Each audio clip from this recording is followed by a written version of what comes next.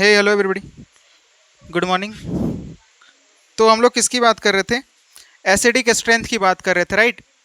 Acidity को बढ़ाने के लिए क्या बात रही होती है हमारे पास में, यानी कि एसिडिटी कब इंक्रीज होता है? जब इलेक्ट्रॉन विड्रॉइंग ग्रुप लगे होते हैं। रिलीजिंग ग्रुप लगे होंगे तो एसिडिक स्ट्रेंथ क्या होती है? कम होती है ना। और हम लोगों ने बात किया है जितने भी प्लस शोइंग इफेक्ट होते हैं ना, जैसे कि प्लस आई हो गया, प्लस एच हो गया, प्लस एम हो गया, ये सब क्या करते हैं?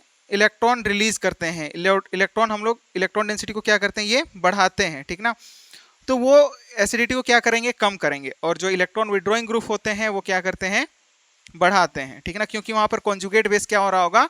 स्टेबल हो रहा होगा due to the electron withdrawing group, ठीक है ना। ये सब सारी बातें हम लोगों ने लास्ट क्लास में किया है, ठीक ना, कि एसिडिटी को इंक्रीज करने के लिए हमारे पास में क्या रहा होता है?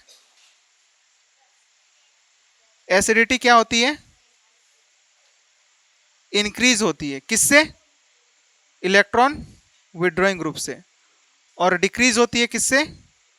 इलेक्ट्रॉन रिलीजिंग ग्रुप से, ठीक ना। तो ये जितना ज्यादा होगा, मतलब इलेक्ट्रॉन विड्रॉइंग ग्रुप जितना ज्यादा होगा, ठीक ना, जितना ज्यादा होगा उतना ही ज्यादा एसिडिटी क्या होगी? इंक्रीज होगी। और जब इलेक्ट्रॉन रिलीजिंग ग्रुप रहे होंगे ना, तो एसिडिक स्ट्रेंथ कंपेयर करेंगे तो हम लोग सोचेंगे कि कहां पर सबसे कम बढ़ा रहा है। जैसे कि सब में, इन सब में अगर बात करेंगे तो सब में क्या लगा हुआ है? इलेक्ट्रॉन रिलीजिंग ग्रुप लगा हुआ है, ठीक ना। CH3 जो होता है वो क्या होता है हमारे पास में? ये क्या लगाएगा यहाँ पर लगा रहा होगा plus I and plus H लगा रहा होगा। बोलो लगा रहा होगा कि नहीं? ये मेटा पोजीशन पर है, सिर्फ और सिर्फ क्या लगा रहा होगा? प्लस आई लगा रहा होगा, है ना। और ये जो है हमारे पास में क्या है? पेरा पोजीशन पर है, तो यहाँ पर क्या लगा रहा होगा? प्लस आई और प्लस एच भी लगा रहा होगा। बोलो लगा रहा होगा, ऐसा है ना। अब बात आती है कि इसमें सबसे ज्यादा हमारे पास में एसिडिटी किसकी होगी? तो जहां पर देखो सब में क्या इलेक्ट्रॉन रिलीजिंग ग्रुप लगे हुए हैं, तो इलेक्ट्रॉन रिलीजिंग ग्रुप क्या होने चाहिए? कम से कम होना चाहिए, यानी कि इलेक्ट्रॉन रिलीजिंग इफेक्ट क्या होनी चाहिए? कम से कम होनी चाहिए। और हम लोगों ने अच्छे से बात किया है कि हाइपर कॉन्जुगेशन जो होता है वो मच मोर डोमिनेटिंग फैक्टर होता है as compare to the inductive. यानी कि कहने का मतलब क्या है कि ये जो अगर हम लोग मतलब इलेक्ट्रॉनिक डिस्प्लेसमेंट्स के अकॉर्डिंग अगर बात करेंगे तो हम लोग क्या बात कर सकते हैं कि ये ए और सी जो है ना, इनका तो क्या होगा? इसके कंपैरिजन में कम एसिडिक स्ट्रेंथ होगा, क्योंकि यहाँ पर ज्यादा रिलीजिंग इफेक्ट लग रहा होगा, प्लस एच लग रहा है इसी वजह से, ठीक है ना। तो अब ए और सी में ज्यादा किसका होगा? तो यहाँ पर क्या लग रहा होगा? प्लस एच प्लस आई दोनों ही लग रहा है। तो हाइपर कॉन्जुगेशन तो हमारे पास में डिस्टेंस डिपेंडेंट नहीं होता है, तो उससे डिसाइड नहीं कर सकते। आगे बढ़ेगा हम लोग इंडक्टिव की तरफ, तो फिर इंडक्टिव में क्या बात किया हम लोगों ने? जितना ज्यादा हमारे पास में डिस्टेंस होगा, इफेक्ट क्या होगा? उतना ही कम होगा। तो डिस्टेंस यहाँ पर ज्यादा है तो इफेक्ट क्या रहा होगा? कम रहा होगा। तो ए के कंपैरिजन में, क्योंकि रिलीजिंग इफेक्ट क्या होना चाहिए? कम होना चाहिए, तो रिलीजिंग यहाँ पर क्या है? कम है ना, मतलब दूर डिस्टेंस बढ़ने की वजह से प्लस आई इफेक्ट कम, मतलब रिलीजिंग इफेक्ट कम है, और इसी वजह से सी का ज्यादा होगा as compare to the A, ठीक है ना। और बी का क्या हुआ हमारे पास में? ज्यादा हो, क्योंकि सिर्फ और सिर्फ यहाँ पर क्या लग रहा है? प्लस आई लग रहा है, इसी वजह से, ठीक ना। और हमने वहां पर लिखा है कि ये क्या है? एक एक्सपेक्टेड ऑर्डर है। क्या है? एक्सपेक्टेड ऑर्डर है। बट मतलब कहने का मतलब क्या है कि ये करेक्ट नहीं है, ये क्या है हमारे पास में? गलत है। तो एक्चुअल ऑर्डर क्या है? तो एक्चुअल जो ऑर्डर निकल करके आएगा यहाँ पर, एक्चुअल ऑर्डर क्या निकल करके आएगा बताओ? What will be the actual order? BCA है। उसके बाद में सबसे ज्यादा किसका हो जाएगा बताओ? यहाँ पर जो है ना, ए का क्या हो जाता है? सबसे कम दिख रहा है ना, लेकिन ए का क्या हो जाएगा? सबसे ज्यादा हो जाएगा। ए का क्या हो जाता है? सबसे ज्यादा होता है। फिर उसके बाद बी, और उसके बाद क्या आता है? सी आता है। तो ऐसा क्या हुआ कि ए जो है सबसे ज्यादा एसिडिक स्ट्रेंथ ए शो कर रहा है, तो उसके पीछे का रीजन क्या है? Ortho effect. क्या? Ortho effect. ये जो हमारे पास में यहाँ पर रीजन है वो क्या है? Ortho effect. तो हेडिंग डालो ऑर्थो इफेक्ट। क्या होता है ऑर्थो इफेक्ट?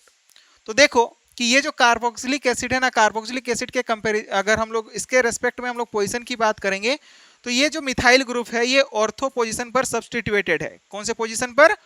ऑर्थो पोजीशन पर सब्स्टिट्यूटेड है। तो आज से आप एक बात याद रख लेना कि ऑर्थो सब्स्टिट्यूटेड जो हमारे पास में कार्बोक्सिलिक एसिड के डेरिवेटिव होते हैं वो ज्यादा एसिडिक होते हैं as compare to the meta and para substituted, ठीक ना। क्या कहा हमने कि ऑर्थो सब्स्टिट्यूटेड कार्बोक्सिलिक एसिड जो होते हैं वो ज्यादा एसिडिक होते हैं as compare to the meta and para substituted carboxylic acid. ऐसा होने के पीछे का रीजन क्या है? Ortho effect. तो ऑर्थो इफेक्ट होता क्या है कि ये जो हमारे पास में ऑर्थो पोजीशन है उस पर कोई ग्रुप जब सब्स्टिट्यूट कर जाता है, क्या कर जाता है, कोई ग्रुप जब सब्स्टिट्यूट कर जाता है तो होता क्या है, चाहे वो इलेक्ट्रॉन विड्रॉइंग ग्रुप हो चाहे रिलीजिंग ग्रुप हो, फर्क नहीं पड़ता है, ठीक ना। होता क्या है कि जब ये ऑर्थो पोजीशन पर सब्स्टिट्यूट कर जाता है तो रेजोनेंस में क्या होता है, हमारे पास में इनहिबिशन आता है। क्या आता है, इनहिबिशन आता है, मतलब रेजोनेंस नहीं कर पाता, यानी कि जो बेंजीन रिंग का पाई बॉन्ड जो है रेजोनेंस में जा रहा था, है ना, वो रेजोनेंस में जाने में उसको क्या होती है, डिफिकल्टीज आती है। किस वजह से, क्योंकि प्लेनरिटी क्या हो जाता है, डिस्टर्ब हो जाता है, इसी वजह से ऐसा देखने को मिलता है, ठीक है ना। तो जब यहाँ पर ऑर्थो और पैरा पोजीशन पर सब्स्टिट्यूट होते हैं तो यहाँ पर एक इफेक्ट लगता है ऑर्थो सब्स्टिट्यूटेड होने की वजह से, जिसको कि हम लोग क्या बोलते हैं, स्टेरिक इनहिबिशन रेजोनेंस, यानी कि SIR बोलते हैं। और इसकी वजह से एसिडिक स्ट्रेंथ जो है वो क्या हो जाती है, बढ़ जाती है। कब, जब ऑर्थो पोजीशन पर कोई भी ग्रुप सब्स्टिट्यूट रहेगा। डिपेंड नहीं करता है कि वो इलेक्ट्रॉन रिलीजिंग है या फिर इलेक्ट्रॉन विड्रॉइंग है। वो करता क्या है, ऑर्थो पोजीशन पर सब्स्टिट्यूट होने पर जो प्लेनरिटी होती है ना, कंजुगेशन के लिए क्या चाहिए, एक प्लेन में होना जरूरी है, तो वो प्लेनरिटी को ही क्या कर देता है, खत्म कर देता है, आउट ऑफ प्लेन चले जाते हैं। जो ऑर्बिटल्स होते हैं ना वो क्या चले जाते हैं, आउट ऑफ प्लेन। पहले ऐसे थे दो ऑर्बिटल, अब कैसे चले जाते हैं, एक दूसरे के ऑपोजिट प्लेन पर चले जाते हैं। और इसी वजह से वहां पर कॉन्जुगेशन क्या हो पाता है, नहीं हो पाता है। मतलब बोल सकते हो क्या, रेजोनेंस में इनहिबिशन मतलब क्या, एक तरह का रुकावट आती है। क्या आती है, रुकावट आती है, उसी को हम लोग बोलते हैं SIR, ठीक ना। क्या बोलते हैं, SIR, that is steric inhibition resonance, ठीक है। तो लिखो ऑर्थो इफेक्ट। और ये किसके लिए होता है, only for aromatic carboxylic acid. कहाँ गया रे, तो हेडिंग डालो ortho effect.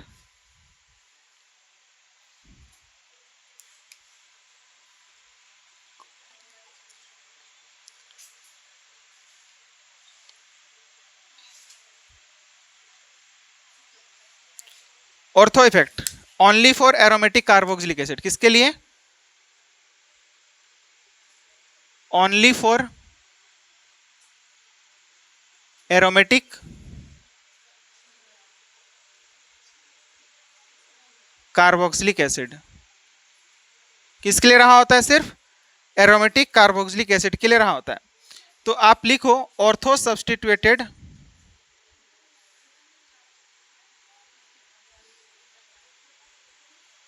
acids are always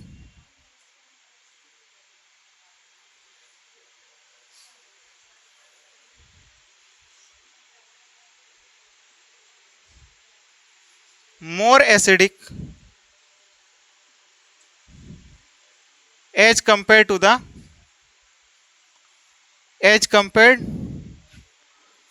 to meta and para substituted.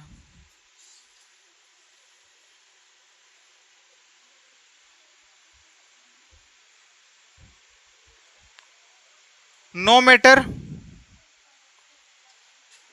what type of group, no matter what type of group is present, ठीक ना। No matter what type of group मतलब क्या, हमारे पास में इलेक्ट्रॉन विड्रॉइंग ग्रुप लगा हो चाहे electron releasing group लगा हो, फर्क नहीं पड़ता इस बात से, ठीक ना। Present on ortho, always acidic, ortho substituted acid are always more acidic as compared to the meta and para substituted, no matter what type of group is present. Depend नहीं करता है कि किस तरह का ग्रुप प्रेजेंट है, ठीक ना। कहने का मतलब क्या है, देखो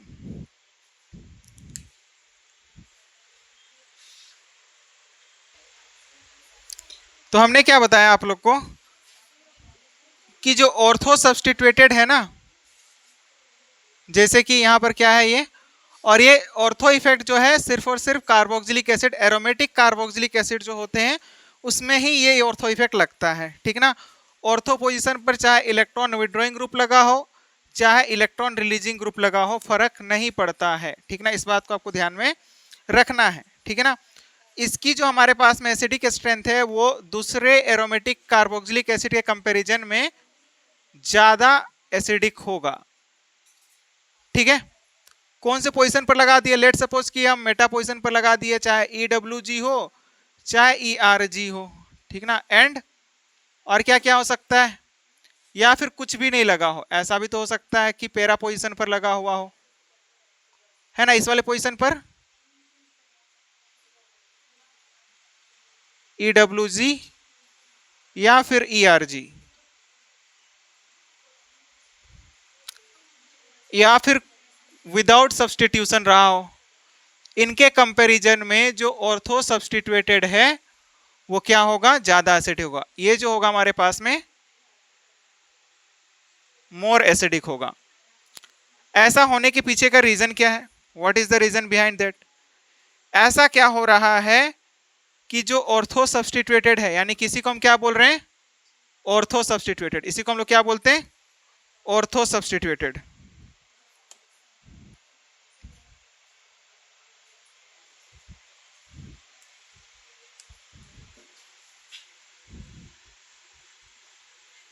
ऑर्थो सब्सटीट्यूटेड, ये क्या है, मेटा सब्सटीट्यूटेड, ये क्या है, इसी को हम लोग क्या बोल रहे हैं, पैरा सब्सटीट्यूटेड। और लास्ट वाला कोई भी सब्सटीट्यूशन नहीं है, तो उसकी भी एसिडिक स्ट्रेंथ जो है वो क्या होगी, कम होगी। बोलो बात समझ में आ रही है? अब ऐसा क्या हुआ कि मतलब ऑर्थो इफेक्ट लगने की वजह से उसकी एसिडिटी ज़्यादा होगी, तो उसके पीछे का रीज़न क्या है? तो रीज़न आप सिंपल समझने की कोशिश करो कि अगर मेरे पास कोई एरोमेटिक क्या है, कार्बोक्सिलिक एसिड है, यानी कि बेंजोइक एसिड की बात कर रहा हूं मैं, यहां पर क्या लगा दिया, COOH, ठीक है ना। तो आप समझो कि यहां पर क्या होगा, इसको अगर हम लोग एक्सपेंड करके लिखना चाहेंगे तो कैसे दिखा सकते हैं, C double bond O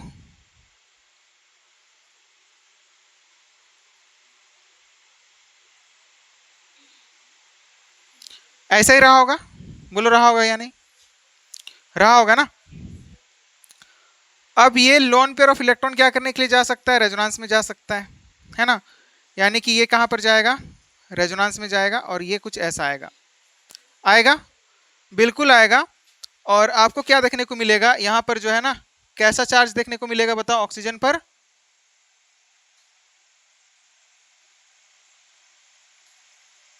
carbon, इस वाले ऑक्सीजन पर नेगेटिव चार्ज आ जाएगा, और इस वाले ऑक्सीजन पर क्या आ जाएगा, पॉजिटिव चार्ज आ जाएगा, यहाँ पर डबल बॉन्ड आ जाएगा, और इधर क्या लगा हुआ है, हाइड्रोजन लगा हुआ है। ये क्या हो रहा है, रेजोनेंस हो रहा है, ठीक ना, क्या हो रहा है, रेजोनेंस हो रहा है, ठीक ना। अब देखो ये जो हाइड्रोजन है ना, कोई भी एसिड जो है अच्छा एसिड कब कहलाएगा, जब ये वाला हाइड्रोजन क्या हो जाएगा, इजीली यहां से ब्रेक हो जाएगा, इजीली क्या हो जाएगा, ब्रेक हो जाएगा, वो क्या होगा, उतना ही अच्छा एसिड होगा, ठीक ना, उतना ही अच्छा क्या होगा, एसिड होगा, यानी कि एसिडिटी क्या होगी, उसकी उतनी ही अच्छी होगी, ठीक ना। जितना जल्दी ये हाइड्रोजन वाला बॉन्ड ऑक्सीजन हाइड्रोजन वाला बॉन्ड ब्रेक होगा, जितना अच्छा से कोई H+ दे सकता है, उतना ही अच्छा क्या होता है, वो एसिड होता है। अब देखो कि यहाँ पर जो है ना, यहाँ पर जब बल्कि ग्रुप अटैच्ड होता है ना, क्या होता है, बल्कि ग्रुप अटैच्ड होता है, तो ये जो हमारे पास में पाई बॉन्ड है, ये पाई बॉन्ड में जब देखो ये ऑक्सीजन पर क्या आया है, नेगेटिव चार्ज। ऑक्सीजन कैसा एलिमेंट होता है, इलेक्ट्रोनेगेटिव एलिमेंट होता है, oxygen is an electronegative element, ये क्या होता है, एक इलेक्ट्रोनेगेटिव एलिमेंट होता है ना। अब इस पर क्या आ चुका है, पॉजिटिव चार्ज, क्या आ चुका है, पॉजिटिव चार्ज। और हम लोगों ने बात किया था कि इलेक्ट्रोनेगेटिव एटम पर जो है ना पॉजिटिव चार्ज स्टेबल नहीं होता है, ठीक ना। तो इसको अगर बेक से सपोर्ट नहीं मिलेगा, ये अगर इधर से नहीं जाएगा और फिर वापस से अगर इधर ये नहीं जाएगा, और ये कब नहीं जाएगा, जब ये ऑर्थो पोजीशन पर कोई ग्रुप सब्सटीट्यूट हो जाएगा। बोलो बात समझ में आ रही है कि यहां पर जब इस ऑर्थो पोजीशन पर कोई ग्रुप या फिर कोई ग्रुप अटैच हो जाता है, तब ये पाई इलेक्ट्रॉन जो है वो डिलोकलाइजेशन में नहीं जा पाते हैं। क्यों, क्योंकि वो आउट ऑफ प्लेन चले जाते हैं, जो ऑर्बिटल्स होते हैं वो क्या चले जाते हैं, आउट ऑफ प्लेन चले जाते हैं, तो ये पाई इलेक्ट्रॉन डिलोकलाइजेशन में नहीं जा पाते हैं। तो जो बैक मतलब सपोर्ट मिलना चाहिए था इलेक्ट्रॉन के डिलोकलाइजेशन की वजह से ऑक्सीजन को, वो मिल नहीं पाता है।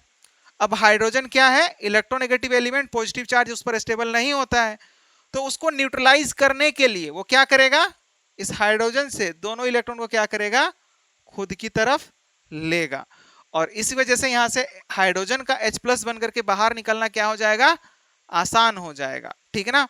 तो इस तरह से यहां से H+ इजीली रिमूव होगा और इसकी एसिडिक स्ट्रेंथ क्या होगी, ज्यादा होगी। तो लिखो, इसी बात को हम लोग लिख सकते हैं कि when it is ortho substituted,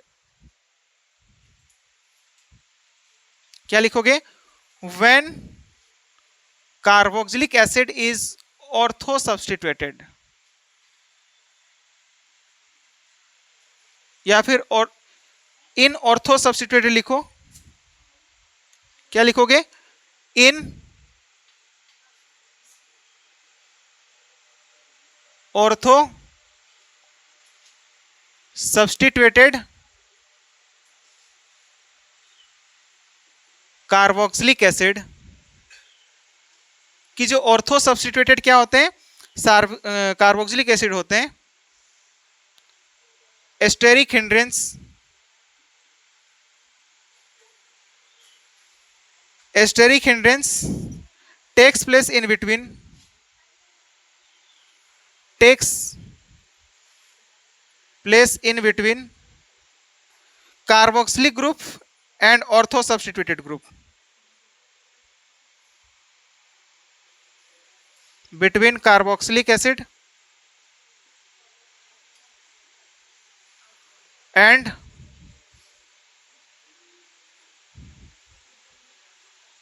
ortho substituted group.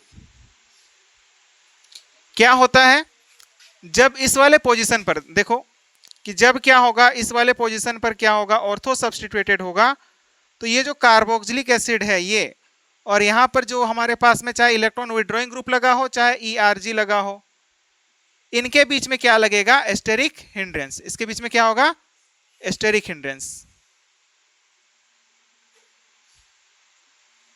तो एस्टेरिक हिंड्रेंस होने की वजह से, ठीक है ना, क्या होगा, एस्टेरिक हिंड्रेंस होगा, और इसकी वजह से जो कार्बोक्सिलिक ग्रुप है,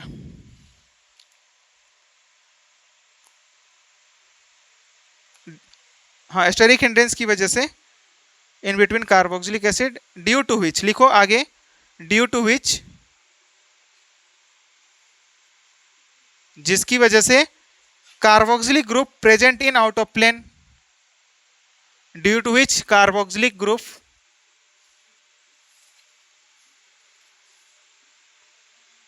due to which carboxylic group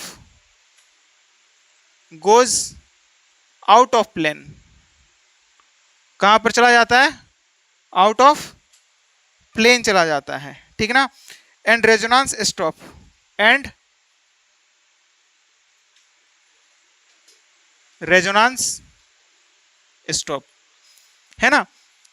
तो ऑर्थो सब्स्टिट्यूटेड कार्बोक्सिलिक एसिड में स्टेरिक हिंड्रेंस लगता है किसके, इसके बीच में, carboxylic acid group and ortho substituted group, ठीक है ना, एंड ऑर्थो सब्स्टिट्यूटेड ग्रुप भी आप जोड़ सकते हो यहां पर, और जिसकी वजह से कार्बोक्सिलिक एसिड ग्रुप जो होता है, कार्बोक्सिलिक ग्रुप जो होता है, ये वाला जो ग्रुप होता है, आउट ऑफ प्लेन चला जाता है। अब एक प्लेन में ना होने की वजह से वहां पर रेजोनेंस नहीं हो पाएगा, है ना, क्या नहीं हो पाएगा, रेजोनेंस नहीं हो पाएगा, तो यहां पर से ये पाई इलेक्ट्रॉन जो है इधर नहीं जा पाएगा, यहां पर नहीं जा पाएगा, ठीक ना, यहां पर ये नहीं जा पाएगा, यहां पर ये नहीं जा पाएगा, ठीक है ना, और जब ये नहीं जा पाएगा तो ऑक्सीजन पर चार्ज क्या आ चुका होगा, पॉजिटिव चार्ज, रेजोनेंस की वजह से। अब वो पॉजिटिव चार्ज को क्या करना चाहता है, न्यूट्रल करना चाहता है, तो न्यूट्रल करने के लिए वो किससे बॉन्ड ब्रेक करेगा, हाइड्रोजन से ब्रेक करेगा, ठीक है ना, तो रेजोनेंस स्टॉप हो जाएगा, और इसी फिनोमिनन को क्या कहा गया है, स्टेरिक इनहिबिशन रेजोनेंस। स्टेरिक की वजह से, स्टेरिक हिंड्रेंस की वजह से रेजोनेंस में क्या आ रही है, इनहिबिशन आ रही है, ठीक ना, और इसी वजह से इस घटना को क्या नाम दिया जाएगा, स्टेरिक इनहिबिशन रेजोनेंस, ठीक ना। तो आप लिखो, this phenomenon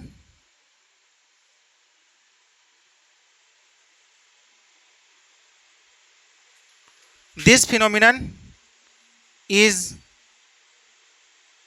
known as steric inhibition resonance, इसी को क्या कहा गया है? SIR, शॉर्ट में क्या कहा जाता है? SIR, steric inhibition resonance. And due to SIR में O पॉजिटिव न्यूट्रलाइज हो जाता है, किसको, किस बॉन्ड को ब्रेक करके? H बॉन्ड को ब्रेक करके। तो लिखो, and due to SIR O plus neutralise itself by bond cleavage of carbon, sorry oxygen hydrogen bond. मिटा दो इधर, तो लिखो आगे, and due to SIR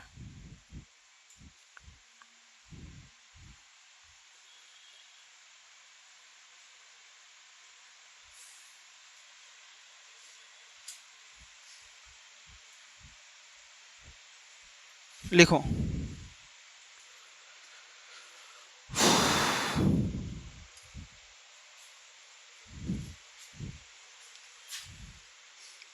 and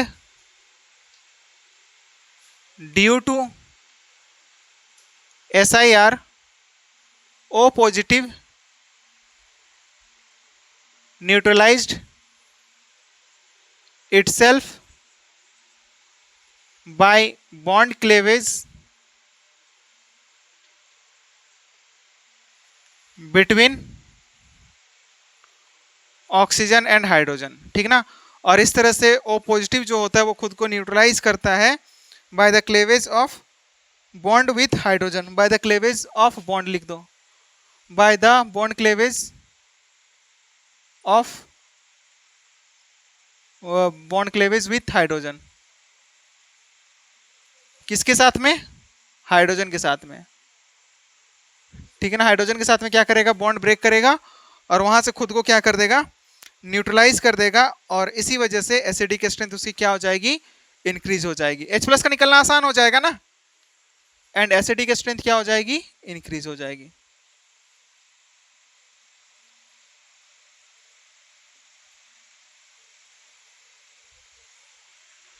and acidic strength increase. बोलो, बात समझ में आ रही है? ये कोई दिक्कत इसमें?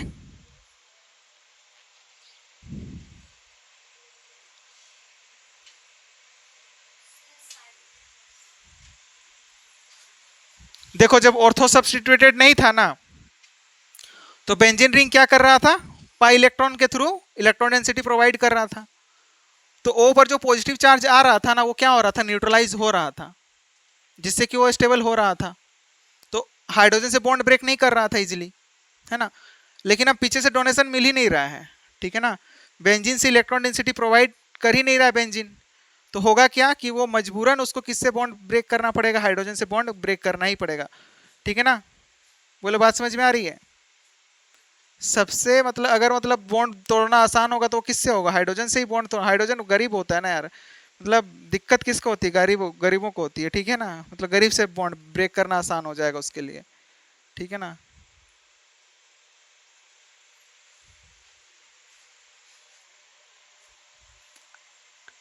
अमीरों से आसान ना होती है। ठीक है, फिर उसको लगेगा ना, अरे ये तो अपने काम का है। ठीक है, कोई दिक्कत ना है, रहने दो।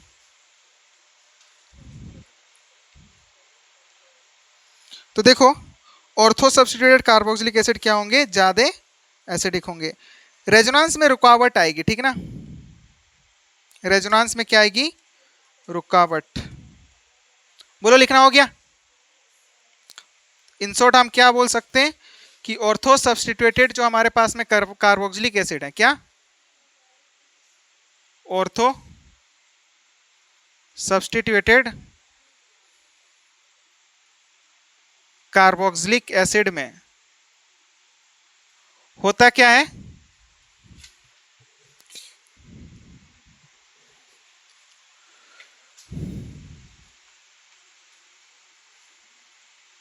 COH ग्रुप जो है वो कहां पर चला जाता है? आउट ऑफ प्लेन चला जाता है। किसकी वजह से? Due to ortho substituted group.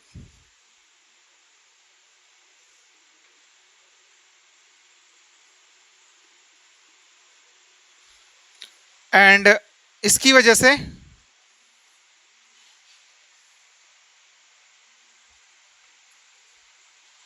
Resonance क्या होती है, इनहिबिट होती है, रुकावट आती है, और इस वजह से एसिडिक स्ट्रेंथ क्या होती है, बढ़ती है।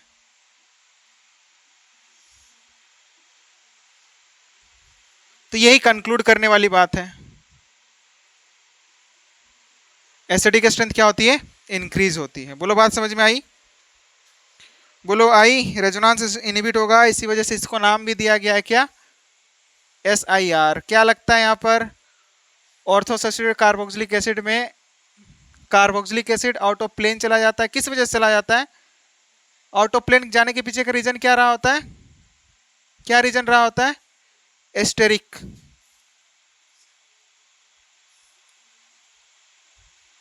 किसके किसके बीच में होता है रे,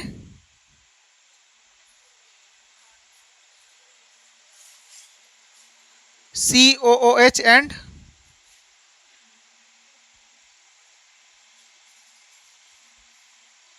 ऑर्थो सब्स्टिट्यूटेड, ठीक है ना। तो इसी वजह से इसको क्या नाम दिया गया है, SIR। क्या नाम दिया गया, SIR।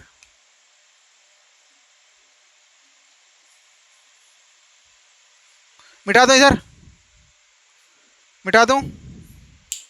अब देखो आके,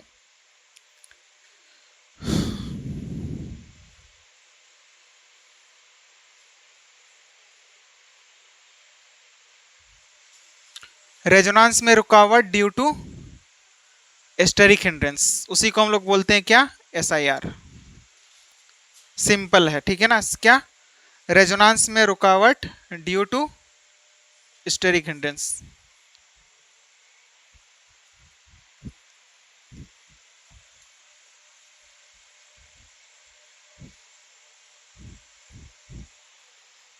लिखो SIR। सिंपल अगर कहना चाहे तो हम क्या कह सकते हैं, रेजोनेंस में इनहिबिशन इन रेजोनेंस ड्यू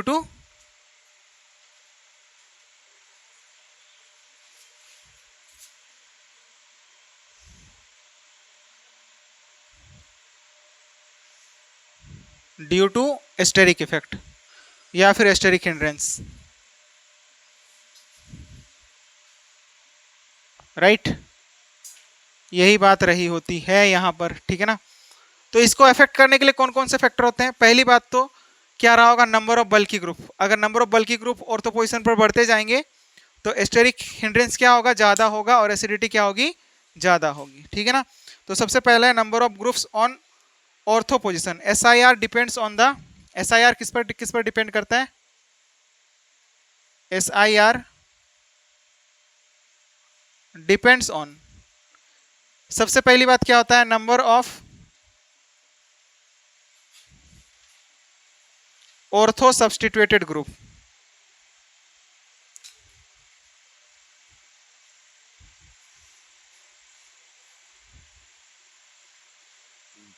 क्या होगा, number of ortho substituted group अगर बढ़ेंगे, क्या, number of ortho substituted group increase होंगे तो एस्टेरिक हिंड्रेंस क्या होगा, बोलो, एस्टेरिक हिंड्रेंस क्या होगा, इंक्रीज होगा। और एस्टेरिक हिंड्रेंस अगर इंक्रीज होगा तो आउट ऑफ प्लेन पर ज्यादा जाएंगे, रेजोनेंस उतना ही कम होगा।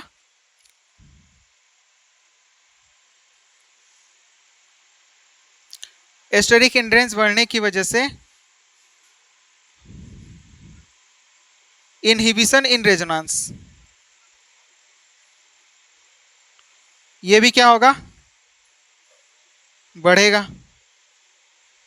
इनहिबिशन इन रेजोनेंस वो क्या होगा, इंक्रीज होगा, और इनहिबिशन बढ़ने की वजह से क्या होगा, एसिडिटी बढ़ेगी ना, बॉन्ड तोड़ना और भी ज्यादा आसान हो जाएगा।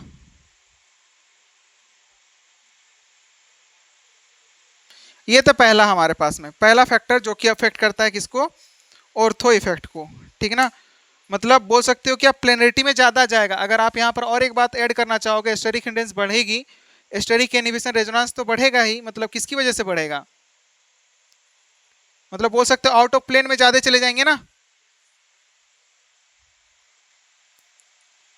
मोर आउट ऑफ प्लेन, और इसकी वजह से रेजोनेंस में इनहिबिशन और भी ज्यादा होगा और एसिडिटी क्या होगी, और भी ज्यादा इंक्रीज होगी, है ना। ये था पहला फैक्टर, ठीक है ना। यानी कि हम लोग क्या बोल सकते हैं, कंक्लूड क्या कर सकते हैं, नंबर ऑफ ऑर्थो पोजिशन अगर बढ़ते हैं तो एसिडिक कैरेक्टर क्या होगा, बढ़ेगा। किसमें, ये सिर्फ और सिर्फ एरोमेटिक कार्बोक्सिलिक एसिड में होगा। ठीक है, बोलो इधर लिखना हो चुका है, मिटा दूं।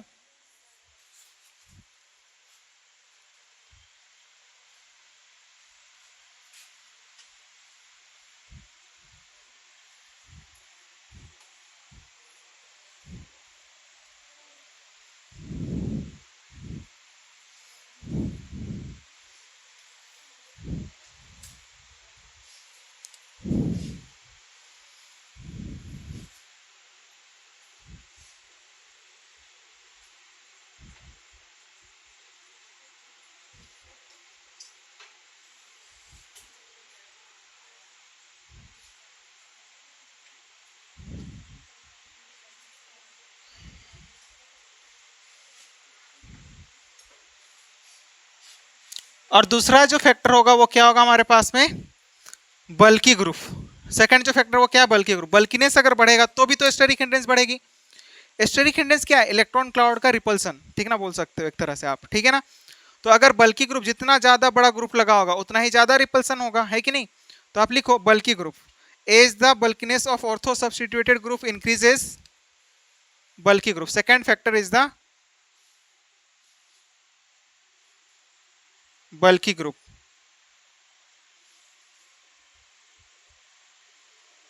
As the bulkiness of ortho substituted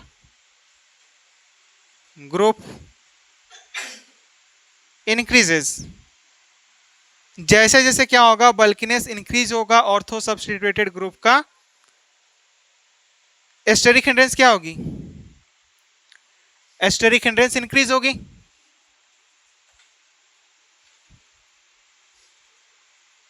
asterisk hindrance increases, ठीक है।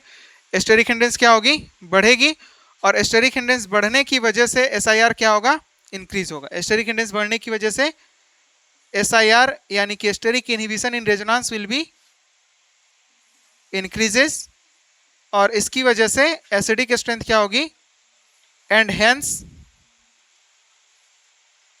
एसिडिक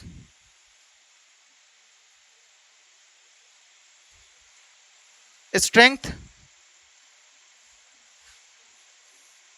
इंक्रीजेस, और इसी वजह से एसिडिक स्ट्रेंथ क्या होगी, बढ़ेगी, ठीक है ना। ये बात रही होती है, ये बात अपने को ध्यान में रखना है, ठीक है ना। तो क्वेश्चन करते हैं आप।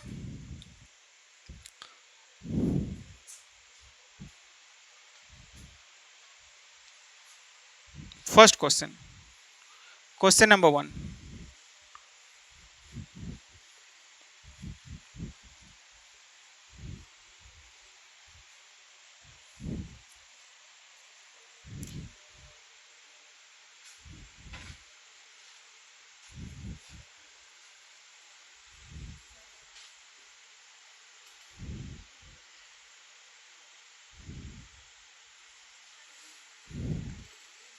एमई लगा दिया गया,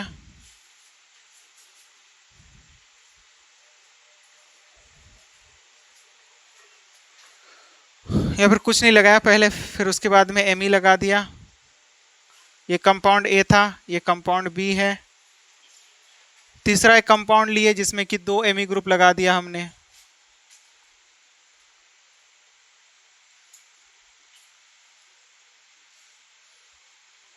एंड फोर्थ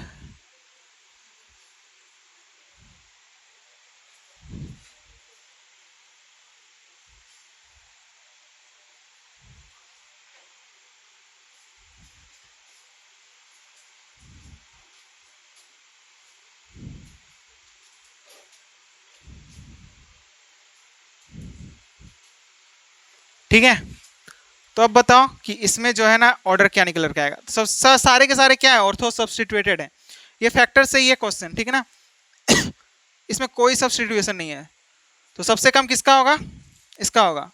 ऑर्थो सब्स्टिट्यूटेड का ज्यादा होता है as compare to the non substituted के कंपेरिजन में। शुरुआत में ही बात किया था ना। तो सबसे अगर एसिडिक स्ट्रेंथ की बात करेंगे तो सबसे कम तो किसका हो जाएगा, ए का हो जाएगा। ए का क्या हो जाएगा, सबसे कम हो जाएगा, क्योंकि वहां पर कोई भी सब्स्टिट्यूशन नहीं है।